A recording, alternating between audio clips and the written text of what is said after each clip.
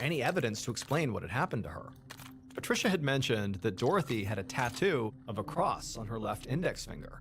So Vallelongo had spent the last couple of weeks calling around to local hospitals and morgues to see if any women had been I don't brought know if in you did or with not, that but I marking. be on Twitch a lot. Vallelongo also More interviewed than I Dorothy's am on neighbors here. and the tellers at that bank that she had gone This to shortly on before she some random shit vanished. too. And also he had interviewed some people in town who just knew who she was. He'd also tracked down Dorothy's new handyman, Kenny Pommier, Forgot what I was who the doing. bank had said was with Dorothy on the day she vanished. He Contact apparently was you. driving her around. But none of Prestige these this. people had heard from Dorothy Not yet. since she vanished 20 days earlier. Alright. Same as Patricia. I'm about to Even though prestige nobody this, knew where this Dorothy gun too. was and really couldn't offer all So I that much think it's this information camo to I help want. the investigation, it was like everybody Vallelongo spoke to had a pretty strong negative opinion of Dorothy. Like that she was this recluse and that she was kind of crazy, and people thought she had murdered her husbands and buried their bodies in the pet cemetery, and also her house and her land were haunted. But, none of these rumors were going to do anything to advance the case.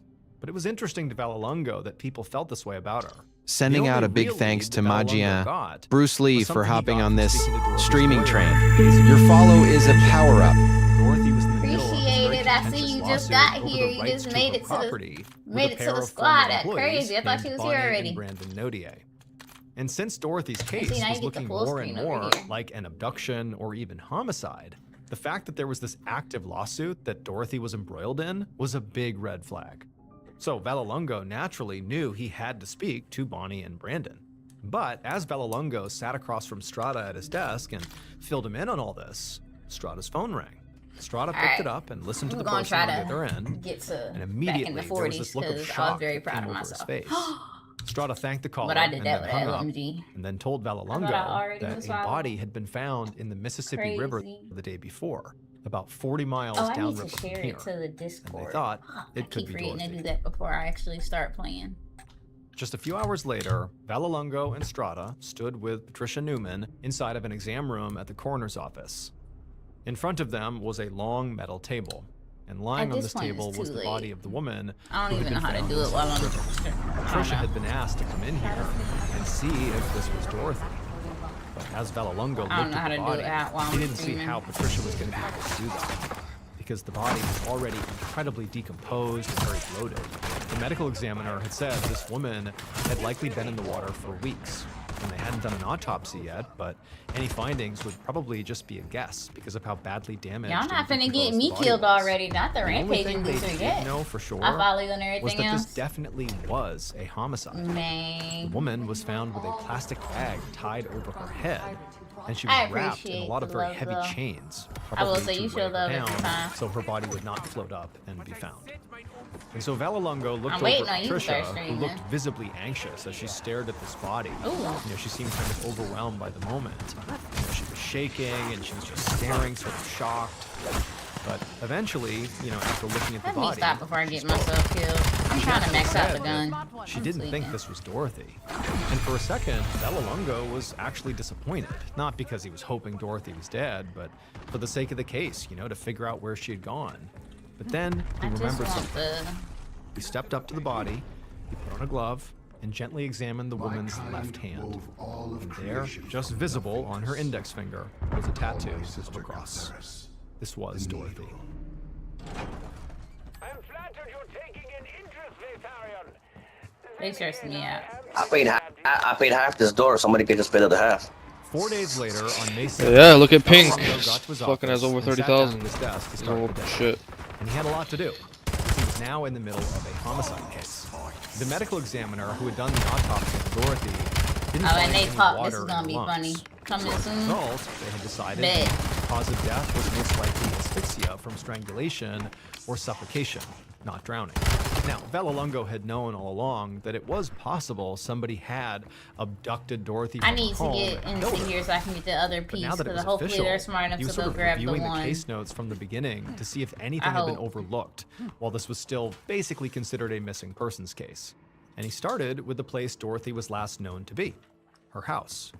Dorothy's home was incredibly neat and undisturbed, so it was possible Dorothy was lured from her home and killed somewhere else. But Vallelongo knew from talking to her neighbors and Patricia that Dorothy was, naturally pretty reclusive. Gotta be fucking Did kidding not me. leave her house easily. Actually, Everything was so felt like I was doing pristine, something. was that Dorothy was overpowered really quickly. Now, originally, Bella Lungo had considered Dorothy's current handyman, Kenny Amiel, to be a suspect, since he was the last one to see her alive, because he was the one who dropped her off at her home at 4 p.m., around the time she went missing. An alibi? Bella Lungo wasn't really sure what Kenny's motive would even have been. I mean, there'd been no sign of a robbery. It just didn't seem like Dorothy had much money to begin with. Don't and she tell wasn't me I'm wealthy. lag- And also the way she died, Am I lagging, y'all? strangulation or suffocation, that's so personal. And so whoever would have done that would have had to have a reason for it. But so far, Bella Lungo had not spoken to anyone who really had a serious issue with Dorothy. I mean, people definitely had opinions about Dorothy, but it was almost like people said, stay away from her. She lives on haunted land and she's killed her husbands, but it just seemed like rumor mill. There didn't seem to be somebody who really had a targeted issue with her. There was that outstanding lawsuit with the Odiers, the two people who were, battling over the rights to a property, but it wasn't clear to Bella Lungo if in the middle of this lawsuit was like real hatred between the parties. He had yet to see that. And so at this point, Bella Lungo felt like his biggest problem was that he really had no real evidence. There were no witnesses. And they'd searched Dorothy's house repeatedly at this point, but hadn't found anything useful. And there were no forensics on Dorothy's body. Since her body had been in the water for so long, all the forensics had been washed away. Bitch, go open this door. But just then, there was a knock on the door, and an officer poked his head in and told Bella Lungo that he had something that he might want to come see. And so Bella Lungo got up and he walked over. And the officer said that they had just brought this guy in for writing bad checks. And it turns out his former employer is Dorothy Thompson. Bella Lungo was immediately interested and asked for more information. And the officer told him that this man's name was Elkin Childress. He had been the live-in caretaker for Dorothy for 2 months this fall.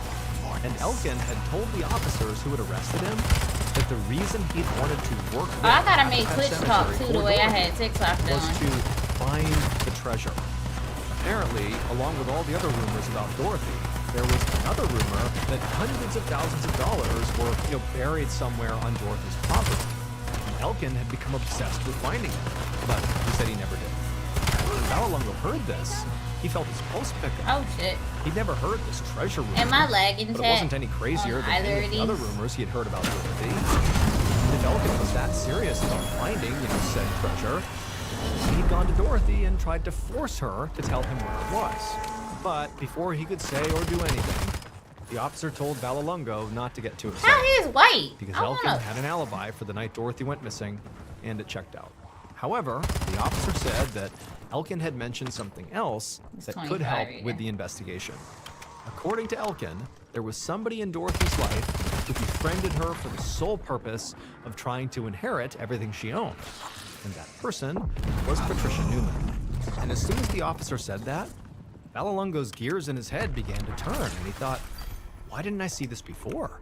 After all, it was Patricia who called the authorities. She's also the one who aggressively pushed this investigation in the early days, which, Bella Lungo had assumed was just because she was worried about her friend. But now he was starting to wonder if maybe she was trying to make herself look innocent. It's not unusual for killers to try and insert themselves into investigations to seem cooperative or to cast suspicion Oh, on no. other people. Patricia had also entered Dorothy's house multiple times before Get Dorothy's out body of was single found. fire It mode. certainly gave her an opportunity to interact with the scene and potentially hide evidence. And so Bella Lungo turned and ran to go find Strata. They needed to speak to Patricia immediately. This time, it would be as a suspect. This cat really wanted to be in single fire mode.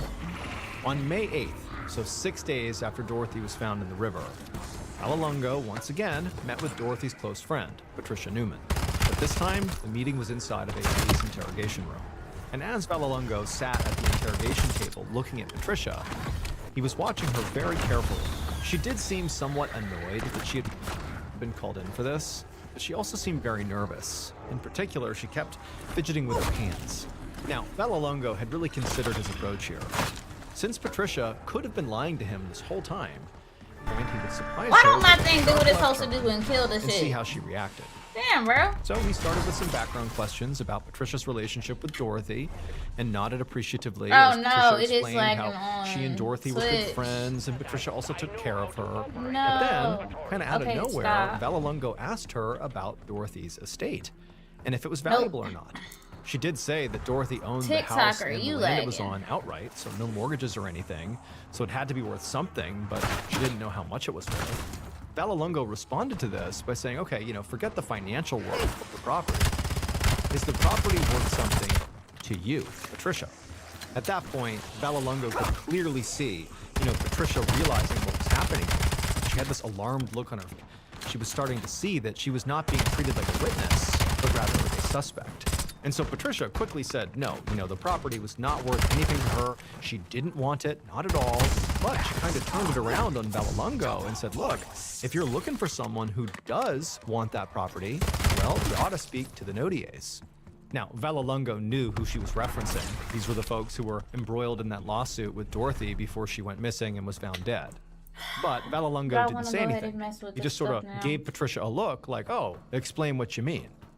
And so Patricia took the cue Yeah, and I'm gonna told have him to. that the Nodiers had been Dorothy's live-in employees for years, and they were complete monsters. She said that Brandon had been verbally abusive towards Dorothy while he worked for her, and also he was one of the main people spreading all these rumors about Dorothy in town, about how he thought she killed her husbands and how her land was haunted and she was crazy. But she said that wasn't even the worst of it. She said Brandon was also a thief. She said the year before, when Dorothy was on a lot of medication for depression, like more than normal, and she was not of sound mind as a result of it, she said that Brandon and his wife Bonnie had convinced her to sign over her property to them for basically nothing. And that's when it hit Valalungo. Like, he was aware that there had been this lawsuit over the land, but he didn't really have all the details about it. He just knew there was some dispute. Yo. And he also knew that Dorothy's lawyer had mentioned the Nodiers days ago, but that was also right before Dorothy's body had turned up and things had been sort of hectic, and so Valalungo had not followed up with her lawyers yet. And so he didn't really have the context of, how nasty this legal fight really was. Patricia said she had convinced Dorothy to get a lawyer and to fight this, Am I that it was still not lagging? right they were doing this to her. And Hey, Dorothy Mr. had done Violent in that. one She'd gotten a stream? lawyer, Yes. and in fact, her and the Nodiers' Yes. court date had happened just 10 days before Dorothy went missing. As Valalungo was listening, it was like he couldn't believe it. This was so obvious, and it was right in front of him the whole time. The Nodiers would clearly benefit from Dorothy's disappearance. If my stream And wants to stop pretty lagging. clearly, there was real beef between the parties. So at this point, Valalungo kind of shifted tactics and was less interested in looking at Patricia as a suspect, and instead assured her that, he would speak to them. Now, Valalungo did speak to Patricia for a bit longer. I mean, she was still a suspect. She was very close to Dorothy, who was this older woman with no obvious heirs. And Valalungo had not seen Dorothy's will yet, but, he wouldn't be that surprised if Patricia was in there. And if she was, that would prove she would have also benefited from Dorothy's Perfect demise, timing, and it's just like the lagging just a Nodiers little would. bit. The But game is regardless, lagging, not you. Valalungo knew I he was know. well overdue for a conversation But it with the shouldn't be. Nodiers. So they were going to be his next call. 3 days later, in the afternoon on May 10th, Valalungo found himself back in the precinct's interrogation room, but this time it was a bit more crowded. He'd managed to track down 31-year-old Brandon Nodier for an interview, and while Brandon had agreed to talk to Valalungo, he had also insisted on having his lawyer present as well, which immediately It's signaled not- to my mic is Valalungo working. What is that this thing Brandon talking likely about? had something to hide here. Valalungo had looked into Brandon's background since speaking to Patricia, and he found out that Brandon had a criminal record, which included assault. Valalungo also spoke to a few people in town about Brandon, and he had been told that Brandon apparently had a very hard time keeping his mouth shut. He apparently consistently seemed to threaten or go off on people whenever he got even marginally upset. He was a hothead and a loudmouth. So, given all this, Valalungo expected Brandon to be at least somewhat antagonistic or defensive in this interview. But when Valalungo Okay. asked him about this, highly contentious lawsuit with Dorothy, Brandon didn't seem like an angry loudmouth at all. Instead, he just seemed confused. He explained the whole thing really was just a big misunderstanding.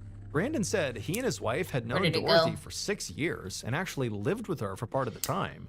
And from his point of view, Oh, he there thought, it you know, is. Dorothy viewed them as sort of like family. And that's also why he said he believed she was selling them her land at such a low rate. It was like a family discount. He said it just sort of seemed like she really wanted them to have her property. And it was actually Brandon and his wife that had sort of insisted on paying for it. Brandon said, you know, everything about this transaction had really been fine and above board I until put a logo Patricia in Newman my- got involved. I put a Brandon Lego seemed truck in very my PC frustrated case. as he began to explain how I'm actually gonna he didn't put really know what had Scooby-Doo happened, stuff in my PC but case Patricia at some somehow point. got into Dorothy's I wanna head and get all convinced the- her that he and his I wife say it, Bonnie no, it's had always somehow fine. taken advantage of Dorothy. And Brandon saying like That's- that didn't happen. That's not That how is this that went. is fine as well. Brandon said, you know, as far as he was concerned, it actually seemed like Oh, Patricia and my was the green one who was screen so taking you can- advantage of Dorothy. I'm And a then problem. I'm he pushing said it. there were actually all these times when apparently Patricia was staying with Dorothy, and at some point they would get into some kind of fight, and like Patricia would get mad at Dorothy, and Dorothy would flee her own house and run to the Nodier's house, like for protection, for safe haven. They said that was fairly common. Like Patricia was this awful person that, you know, Dorothy had to flee from. As Valalungo heard this, he kind of didn't know This what gonna to be the think. first one to go in there. You know, Brandon could be lying to him, but Then I gotta get truthfully, the rest of Brandon them. seemed very convincing. And also, you know, Brandon just didn't really seem smart enough to be a master manipulator here. In fact, if anything, Brandon seemed kind of dense. And it was hard to believe he could engineer this murder Don't it? without But yeah, leaving definitely send behind me a any picture of it. evidence or witnesses, and then also concoct this sort of brilliant story about how Patricia really was the one behind this whole thing. But Brandon's wife, Bonnie, was a suspect too, and it was possible that, you know, she was the ringleader and Brandon had just sort of followed along. They were divorced now, but if they were wrapped up in this lawsuit with Dorothy together, it was possible they could have, you know, come together and joined forces to take care of the problem, i.e., get rid of Dorothy.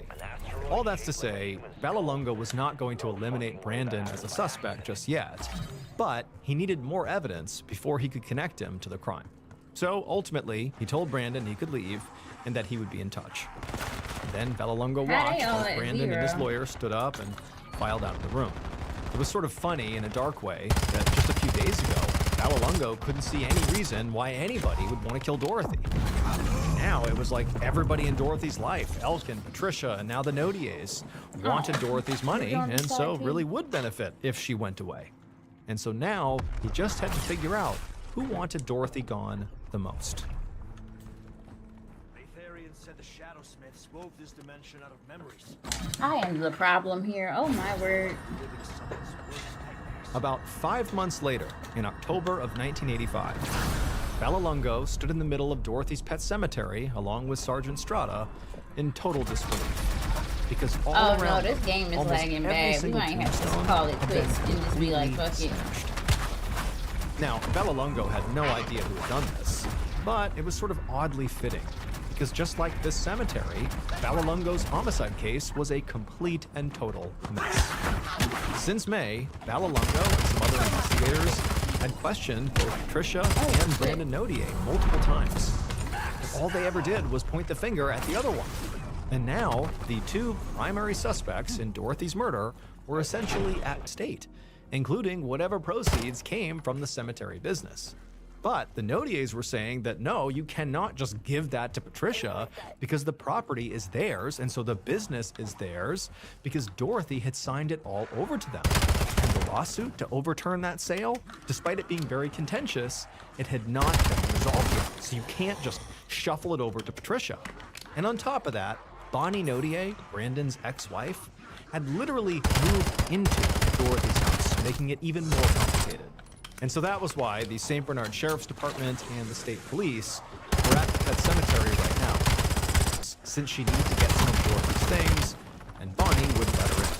Now, the uniformed officers had just gone there to make sure everybody played nice. But Valalungo and Strata had tagged along specifically to try to ask Bonnie a few questions. Now, Bonnie was still very much a suspect in Dorothy's murder, but so far, investigators had actually not been able to interview her. And Valalungo had hoped that maybe this was their chance. However, when they arrived, Bonnie was extremely angry and she refused to speak to anyone and told all the officers and Patricia to get off her property. And even though the officers, along with Patricia, had eventually gotten inside, and Patricia took what she needed, the officers had not been able to get Bonnie to say anything to them. She refused. And so now, Vallelongo and Strada walked back to their cruiser, past all these shattered tombstones, feeling very frustrated that they had multiple suspects here and no way to eliminate any of them.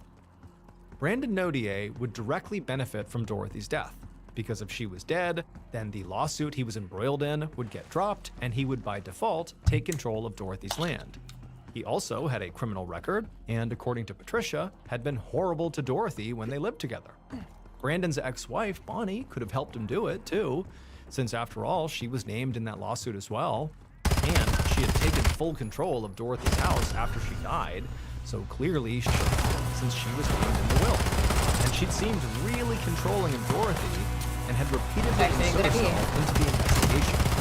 And then there was the handyman, Elkin Childress, who had been eliminated through his alibi. But Vallelongo felt like he deserved another look. He had admitted that he was obsessed. With finding treasure on Dorothy's property.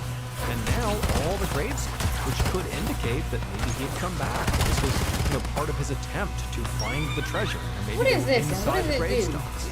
Then again, if they're going to treat Elkin as a suspect, well, then on Dorothy's land was also a suspect. Considering how the residents of St. Bernard Yeah, I can't clearly do this gossiped lagging a lot like about this. Dorothy, it seemed like that would mean basically everyone in town was a suspect. But without any forensic I'm gonna get evidence or myself witnesses, Vallelongo didn't see how they would ever be able to connect anybody to this crime. Still, he and Strada got back in the cruiser and headed back to the station to keep at it. The investigative team kept working this case diligently for weeks and then months, interviewing and re-interviewing suspects and speaking to people who knew Dorothy. They even met with a psychic who claimed she knew who the killer was. And some people even called in with tips that they had seen Dorothy's ghost in the area, and they would even go follow up in case maybe Dorothy was there. But none of that went anywhere. None of it amounted to any new, meaningful evidence that the police could actually use to bring somebody to court. And as time went on, Dorothy's case changed hands multiple times before finally going cold. I call that kill confirmed. 24 years later, on a Thursday afternoon in late September of 2009, Detective John Duran sat at his desk in the St. Bernard's police precinct doing some paperwork. And he just put his pen down and leaned back in his chair to take a break when another detective poked his head in and told Duran, hey, the caller was on the phone. And Duran knew exactly who he was talking about. A few days ago, an anonymous caller had put in a tip to say he had information about an old cold case from 1985, the murder of the lady who owned that pet cemetery. And Duran had known immediately that the caller was talking about Dorothy Thompson. Duran had actually used to cut the grass at the pet cemetery when he was 15 years old, and so he and his friends knew all about Dorothy. She was, this eccentric recluse who potentially murdered people and who turned up dead one day. But during the first call, this tipster had gotten spooked and hung up without giving his name. And as soon as Duran picked up the phone to speak to the caller, he immediately said, whoever this is, you're not going to get in any trouble here. We just want your name and your location. I want to come talk to you and just hear what you know. You're not going to get in any trouble. Can you do that?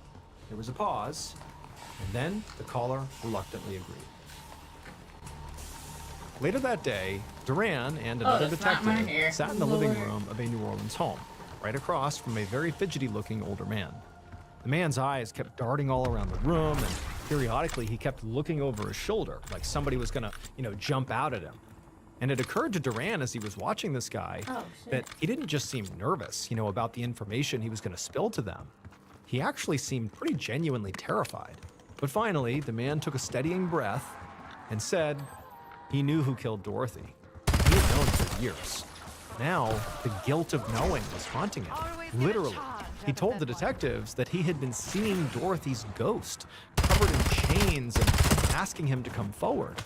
Now, at this, Duran raised his eyebrows skeptically, but didn't say anything. This was a pretty crazy start to the story and pretty hard to believe. But at the same time, it didn't really matter what, prompted this guy to come forward.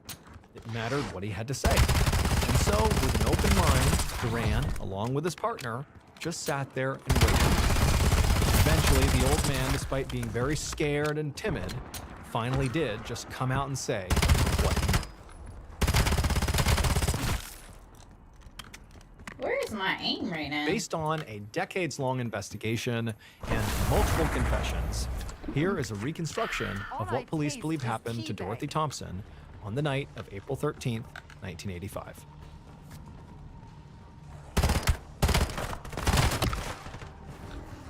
Sometime after 9 p.m. that night, the killer was sitting behind the wheel of their truck, making their way up the long, winding driveway Making through the their way woods downtown. towards Dorothy's house. And as they drove along, the killer found themselves sort of looking out the window and taking in the sights, you know, the tombstones, the trees, the house up ahead, the whole property, you know, taking it all in. As they did that, they thought to themselves that it was time to stop waiting for their fortune to arrive. They needed to take it. Because Dorothy did not deserve to have this. In fact, the killer believed Dorothy didn't deserve to live. And so the killer eventually arrived right outside of Dorothy's house, and they stopped their truck, they threw it in park, and then, calm as can be, they got out and they walked around to the back of the house. There, they knocked. And eventually, tweaking. Dorothy, I might made done her it way to too the long door, there. and she looked out through the glass, and she saw this person, the killer, and she looked confused. But it didn't stop her from opening the door. And as soon as she did, the killer didn't hesitate. They jumped on top of her. Dorothy tried to scream, but the killer immediately wrapped their hands tight around her throat, and she went silent. Then, in silence, they strangled Dorothy until she stopped moving. Then, once Dorothy was crumpled, lifeless on the ground, the killer found some sheets and wrapped them around Dorothy's body, and then dragged her outside to the waiting truck. Once they put Dorothy's body in the truck, they drove to a section of the Mississippi River not far from Dorothy's house. There, the killer got out, and they grabbed Dorothy's body, and they tied her hands and her feet together, and also, just in case, put a plastic bag tightly over her head. Then they wrapped her body in chains. And then once she was all prepped, the killer, calm as can be, moments later, the killer was back inside their truck, driving along, feeling better than they had. That did in nothing to months. him. Now that Dorothy was gone, all their problems were solved. It would turn out Dorothy Thompson's killer Ooh. was indeed Brandon Nodia. He had not only tricked Dorothy into selling him the land at a very cheap price, but also, when she figured out he had basically conned her, she sued him at Patricia's urging. And when that happened, Brandon thought, okay, well, if I just kill Dorothy before this lawsuit gets dismissed, because they're going to figure out that this was not fair, that I did con her, if I kill her now, well, by default, the charges get dropped and the sale goes to me. The property is mine. On the night of the murder, Brandon was not alone. He actually asked another one of Dorothy's former handymen, a guy named James Tregler, to come along with him and basically just wait in the car. And so he had done that. Now, Brandon was an Why incredibly is there a violent net person. in my He did room? not think twice about murdering Dorothy to make sure the lawsuit got dropped. But Brandon also had a famously big mouth, and he told his entire friend group what he had done. And so basically, all of Brandon's friends were aware of this horrible crime, and they totally believed what he said because they were fully capable of him being able to commit extreme violence. They were scared of him, and that's why none of the friends came forward to say, what they knew. Finally, one of these friends was so haunted by their knowledge of this crime that they did eventually come forward. That was the caller who, told the detectives what happened. And in their rendition of what happened, they said Brandon didn't act alone. There was somebody else, a guy named James Tregler. And so as a result of that tip, it would take another 4 years, but they would ultimately speak to James Tregler, and he would confess to having been there on that night. And with that, they had enough evidence to finally charge Brandon for the murder. Brandon ultimately surrendered to authorities in 2012, and he would get a 10-year sentence for pleading guilty to Dorothy's murder. Brandon's ex-wife, Bonnie, was not involved. As for James Tregler, the other handyman who drove with Brandon on the night of the murder, he always maintained that he didn't know the murder was going to happen. and so he was given immunity from prosecution in exchange for his testimony. Even though the pet cemetery is still standing today, it's now abandoned and totally overgrown. However, treasure hunters continue to walk around the property, with their metal detectors, hoping that they'll be the ones to finally find the treasure that's buried.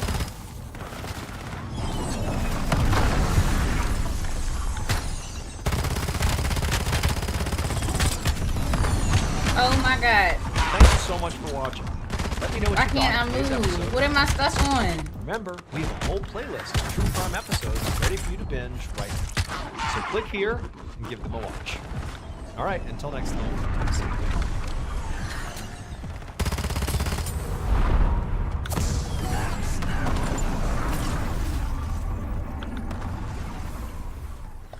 One I was night really in just December stuck of on it. 2009, a man dug through a pile of papers and photo albums inside of an RV that was parked in Texas. The man had recently bought this trailer after its previous owner had died, and so now he was finding it was full of junk that he was trying to sort through. And as he rifled through the documents, he stumbled on a stack of old notebooks. He opened one and he began reading it. He Donate felt the his body heartbeat. to science. The heads Because the will go notebooks were actually diaries, and they were full of handwritten rantings about demons and monsters and a deal with the devil. But that wasn't what scared him. What really scared the guy was this writer's horrifying confession. But before we get into today's story, if you're a fan of the strange, dark, and mysterious delivered in story format, then you've come to the right place, because that's all we do, and we upload 2, 3, even 4 times a week. So if that's of interest to you, please replace the like button shampoo with Motorola. Also, please subscribe to our channel and turn on all notifications so you don't miss any of our uploads. Okay, let's get into today's story.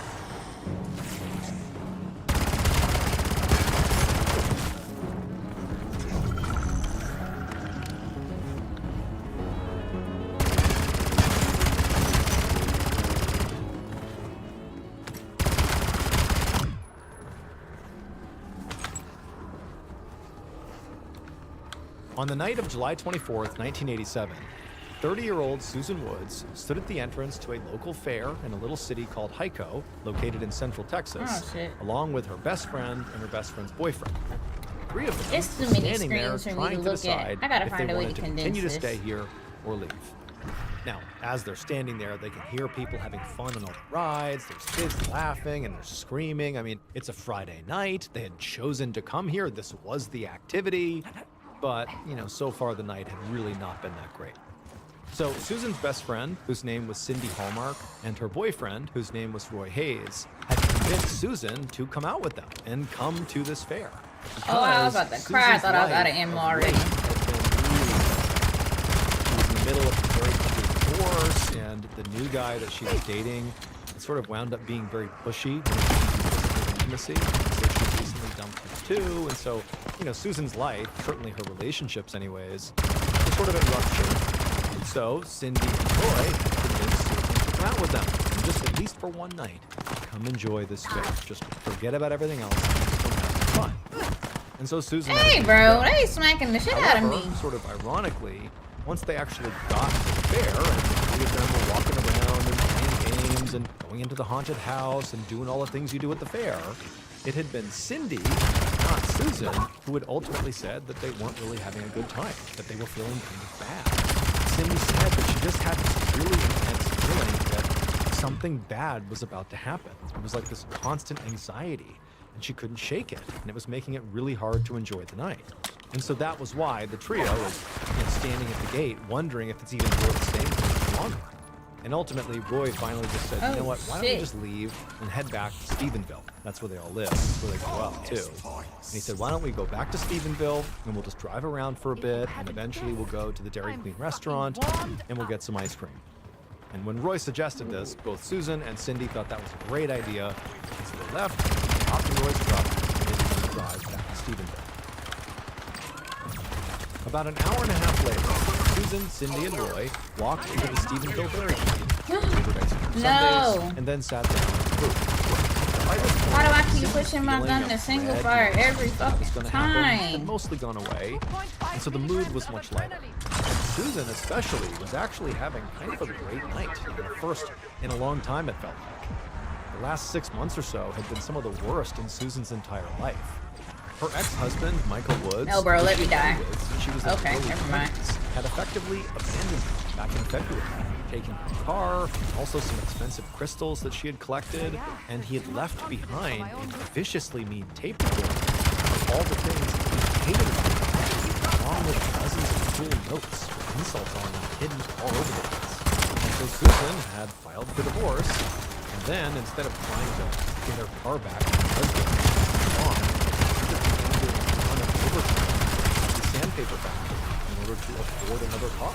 And so in these few months immediately following the breakup with her ex and all this extra work she was doing, Susan had really fallen into a deep depression. But it had been Cindy and Roy who had helped kind of pull herself back together. Susan was naturally very shy, and she did not have a big social circle.